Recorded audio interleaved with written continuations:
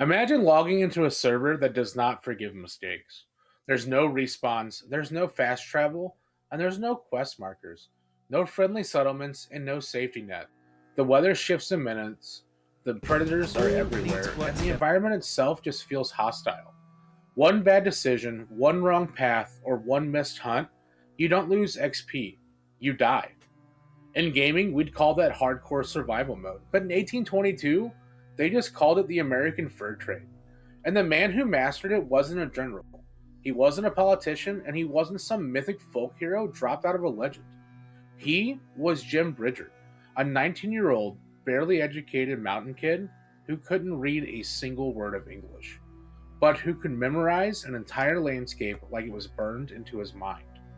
Here's the thing most people don't appreciate about that era. In the 1820s, maps of the West were basically guesswork. They were simple sketches based on rumor, secondhand reports, and travelers trying to remember something they barely understood in the first place. Rivers were completely misplaced, mountain ranges were either completely flat or way over exaggerated. Entire regions were blank spaces labeled with little more than question marks. Bridger didn't need those maps, though. His memory wasn't just sharp, it was unnervingly precise. Men who met him later in life swore that he could describe a valley he had only passed through once, years earlier, down to how the river curved and how the wind moved through the trees. When blizzards wiped out visibility and other trappers panicked, Bridger didn't shut down. He read the land through sound, smell, and instinct, the way a veteran player can read a hostile biome they spent hundreds of hours in. When the US Army engineers finally pushed west with their compasses, their instruments, and their formal training, they didn't just rely on their technology. They relied on him. The illiterate mountain man became the living map of the Rockies. Not because he was educated, but because he had survived where others should have died. And that's kind of the key idea. Bridger didn't just wander the West, he learned it in the way that a veteran player learns a brutal game through trial, pain, and pattern recognition. He understood where water hid beneath snow, which passes looked safe but definitely weren't, which rivers could be crossed and which ones could drag you to your death. To most people, the frontier was chaos, but to Bridger, it was a system he had spent years decoding. But with high perception comes a price. When you see everything clearly, you also see how fragile life can be. You notice how thin the ice really is, how close starvation always lurks, and how often survival requires choices that feel morally wrong. If you're enjoying this kind of history, not just dates and names, but the mentality, their survival, and the morally gray areas, hit subscribe and stick around. We're only just getting into the part of Bridger's story where things get kind of complicated. Because Bridger's world wasn't paved roads, fenced settlements, and safe trade routes. It was endless horizons, freezing nights, and predators that never hesitated. Every bullet mattered. Every meal mattered.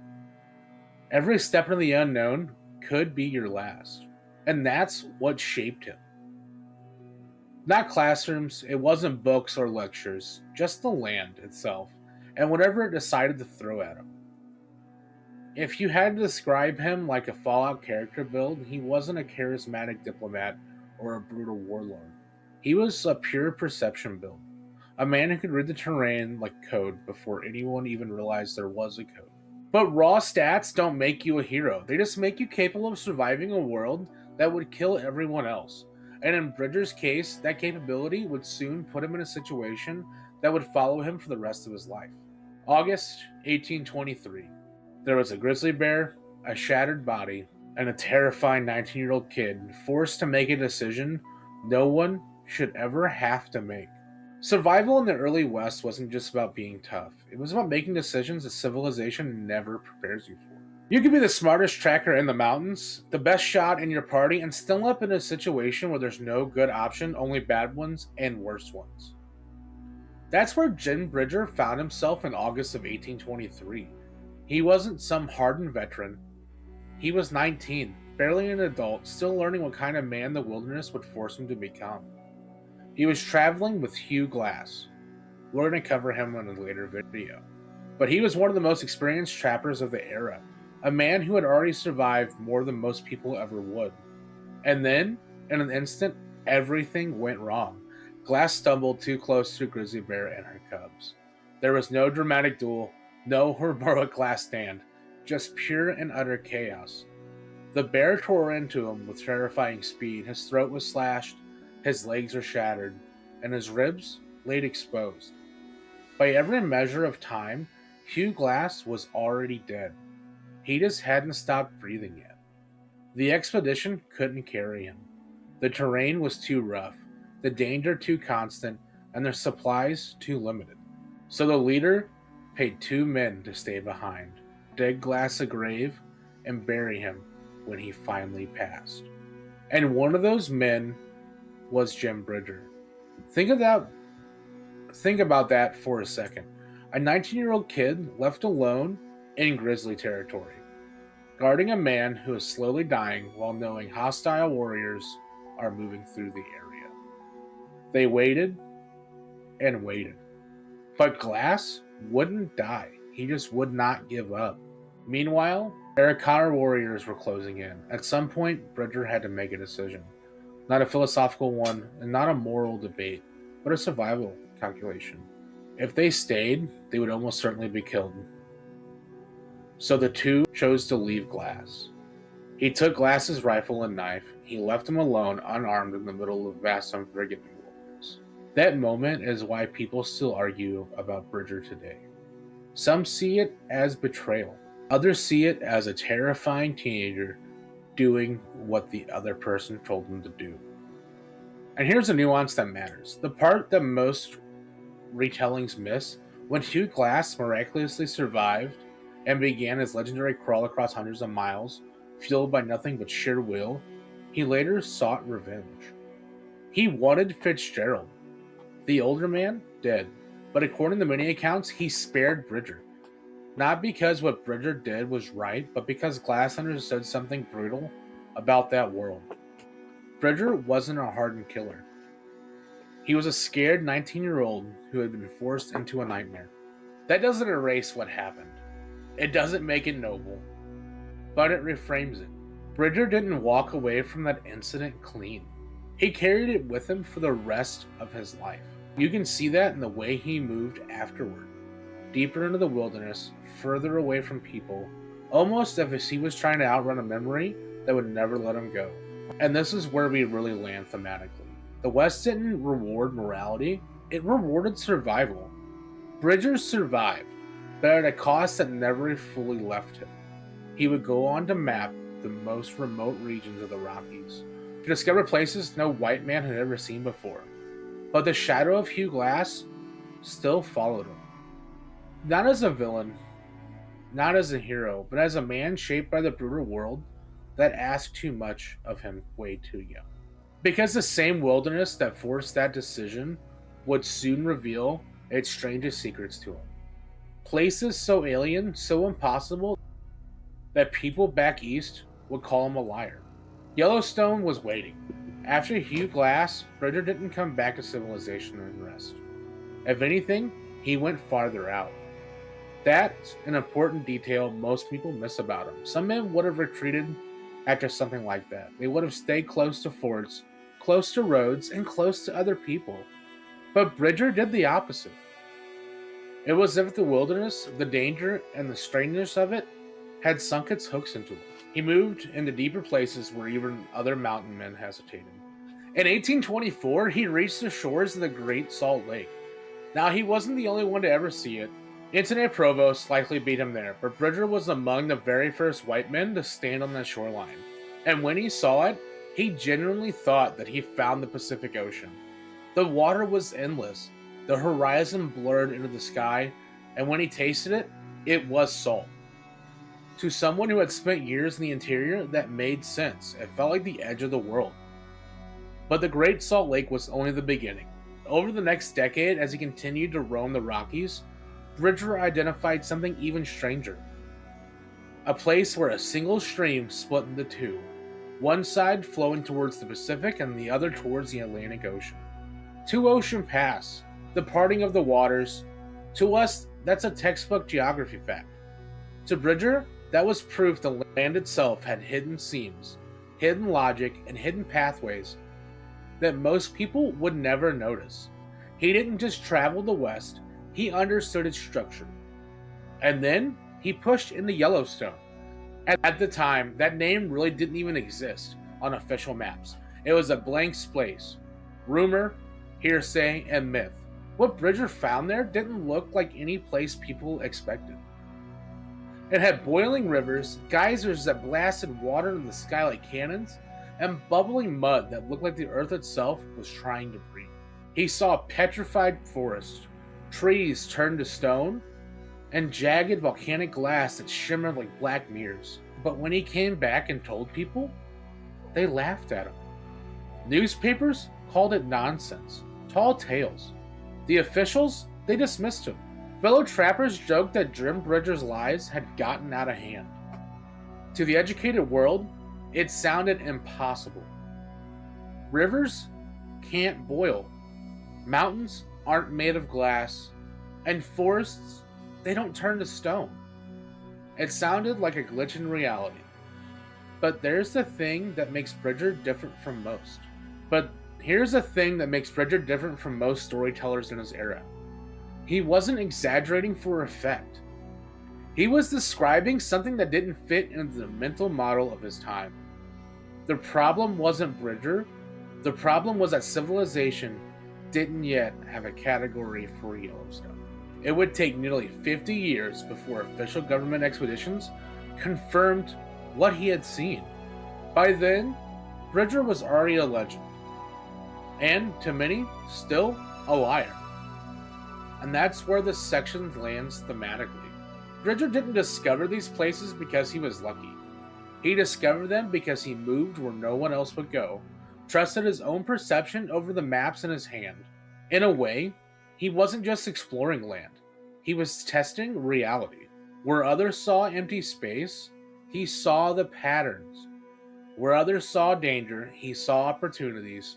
And where others saw impossibility, he saw what was actually there. But every discovery does come with a cost. The further he went, the more distant he became from the world that would later claim him as a hero. And while he was out mapping the edge of the known world, civilization was already moving to catch up. Because soon, Bridger wouldn't just be a trapper or explorer. He would become the man people relied to guide them west. Even when those roads led to disaster, the Donner Party was coming. By the 1840s, Bridger was no longer just a trapper, just wandering the wilderness. He had become something else. A living atlas, a human GPS for an entire continent. People didn't come west to explore anymore. They came to settle. And when they did, they came looking for him. In 1843, Bridger and his partner, Luis Vasquez, founded Fort Bridger along the Oregon Trail in what is now Wyoming. It wasn't just a trading post. It was a checkpoint between worlds.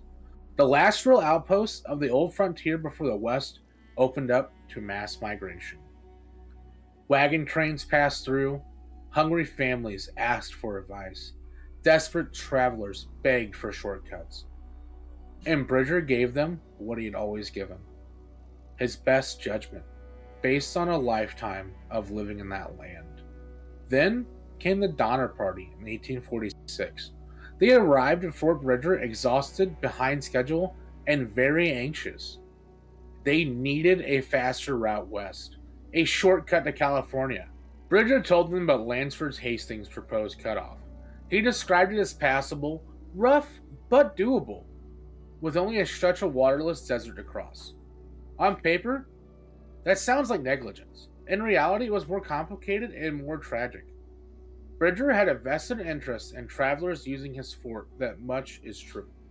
But he was also judging the route through the eyes of a mountain man, someone who traveled light, fast, and alone. To Bridger, a difficult trail was simply just another challenge. To a massive wagon train loaded with families, livestock, and supplies, it was their death sentence. The Hastings cutoff slowed them to a crawl. They lost weeks. Winter came early, and the rest is one of the darkest chapters of the American West. Another thing we're going to cover in a later video. Bridger didn't cause the tragedy, but his guidance helped shape the path that led to it. That's the weight he carried. As the years passed, the world around Bridger changed, faster than he could keep up with. The fur trade collapsed almost overnight. The railroads kept getting closer and closer. Soldiers replaced trappers, and roads replaced trails. In 1850, while guiding the Stansbury expedition, Bridger discovered what became known as Bridger Pass, a more direct route across the Continental Divide. The pass would later carry the Overland Stage, the Pony Express, the Union Pacific Railroad, and now Interstate 80. There is a bitter irony here. The man who moved west to escape civilization ended up drawing the map that allowed civilization to pave over his footsteps. Every mile of smooth asphalt across that pass traces back to paths Bridger walked alone under the stars. By the late 1860s, Bridger was no longer the man he had been. He had served as a scout during Red Cloud's War, stationed at Fort Phil Kearny during the Fetterman Fight and the Wagon Box Fight. But this was a different West now. More violent, more crowded, more organized, and even more ruthless than before. And Bridger was getting old. His body was failing. His eyesight was slipping. The wilderness he once mastered was slipping out of reach, just as the nation he had helped to open up was transforming beyond recognition. In 1868, he returned home to Missouri, sick with goiter and rheumatism. He tried unsuccessfully to collect back rent from the government for Fort Bridger. By 1875, he was completely blind. Now, think about that for a moment. The man with the photographic memory, the man who could read entire mountain ranges at a glance, lost the one thing that defined him. He could no longer see the land. He could no longer track a horizon, follow a ridge, or watch a river bend through the mountains. He couldn't read the books historians wrote about him, and he couldn't see the West he had helped create. But here's the truly haunting part. Bridger didn't need to read those books. He had already walked their pages. Today, his name is everywhere. On mountain ranges, he even has a national forest, wilderness areas, a ski resort, a power station, and yes, even on a legendary college football rivalry trophy, a 50 caliber Rocky Mountain Hawken rifle called the Bridger Rifle, passed between Utah State and Wyoming. But more than monuments, and more than place names, and more than trophies, Bridger's real legacy is the map itself. Not the paper one, the lived one. The one etched in the trails, passes, rivers, and roads that still carry people west. Now, Bridger wasn't perfect. He had to make brutal decisions in a brutal time. He helped open a wilderness that would eventually be tamed, fenced, and paved. And yet, the next time you drive down Interstate 80 at 75 miles an hour on smooth pavement, remember that you are following the ghost of a man who walked it first, alone, cold, and listening to the stars. Jim Bridger didn't just cross the West. He taught it how to be crossed. Now, if you guys enjoyed this video, consider subscribing to the Hyperfix Hub. I'm kind of branching out from Fallout right now. I watched American Primeval and The Revenant. So right now, Mountain Men are kind of my Hyperfix. Learning everything they did, Lewis and Clark, Hugh Glass, all those kind of guys. So if that's kind of up your alley, or if you just like the way I do my videos and the kind of history I spit out, consider giving it a like or subscribe. Leave a comment. Thank you guys.